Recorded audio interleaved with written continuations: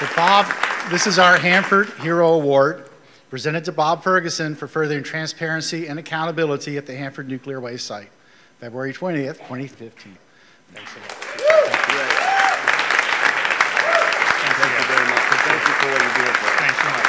I really appreciate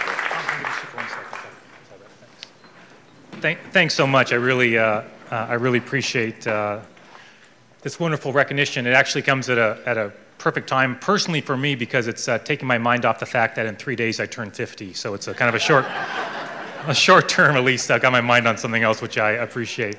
On the drive over here, from work, I was actually thinking about it. I'm sometimes asked what the best part about being Attorney General is, and I got my answer a few months ago. I've got 6-year-old twins. My wife and I have 6-year-old twins, Jack and Katie, and Jack was going through a phase where he's afraid of the dark, like a lot of kids are at that age. And so I had a conversation with him that parents have. He thinks ghosts and goblins are out there and going to get him. And so I sat down to have a conversation that parents often have with their kids at that age. And I said, look, Jack, ghosts and goblins aren't real, so you don't have to worry about them.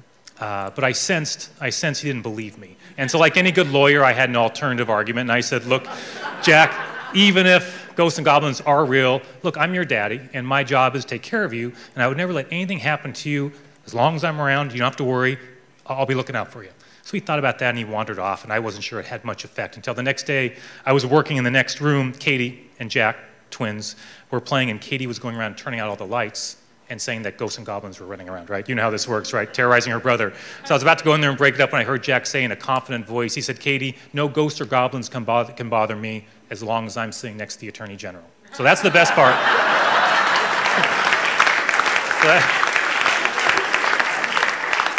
So that's the best part about being Attorney General. That said, while we all know ghosts and goblins are not real, at least I don't think so, there are real threats that do exist. And when it comes to Hanford, there are real threats to worker safety. There are real threats to our environment. There are real threats to our community.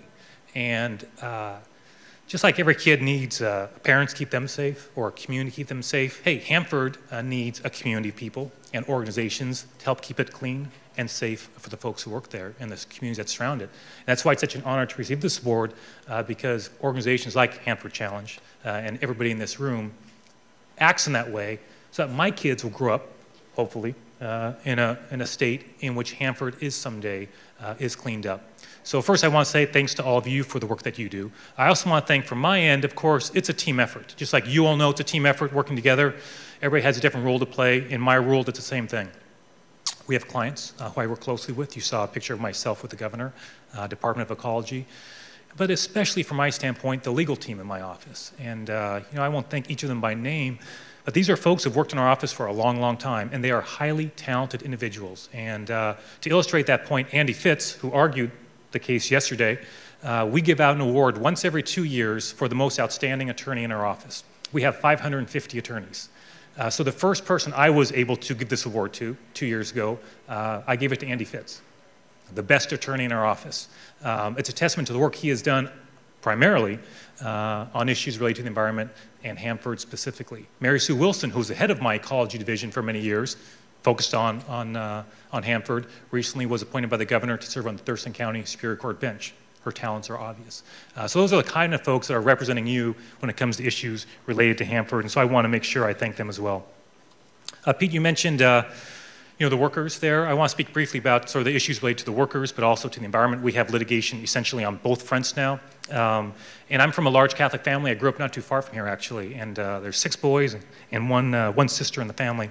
And so it's a lot of, it's a lot of guys. And my brothers, many of my brothers have worked in very demanding jobs, and one of them still does.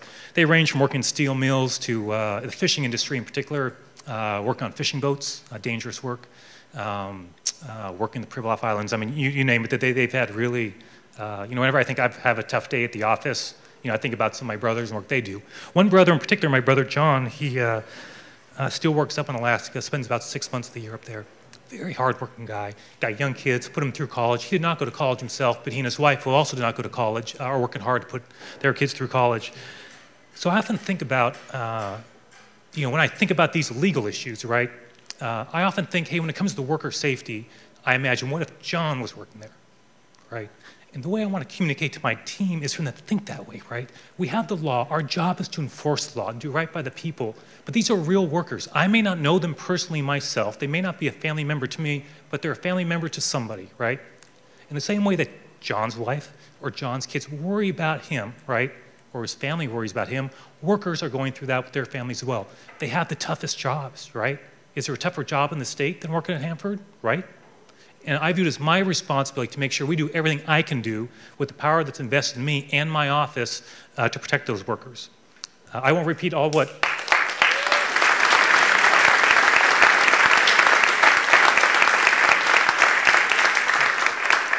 I won't repeat what Tom and what Susanna's news clip actually laid out about the impacts. I had some notes here, but we've covered that. But the causal link is there.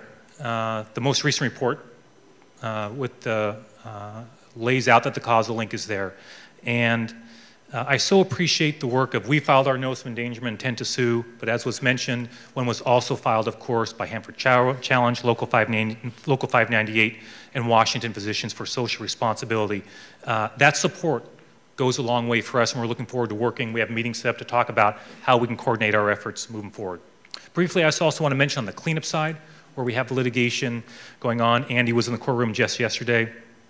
Look, my kids, Jack and Katie, they're fifth-generation Washingtonians.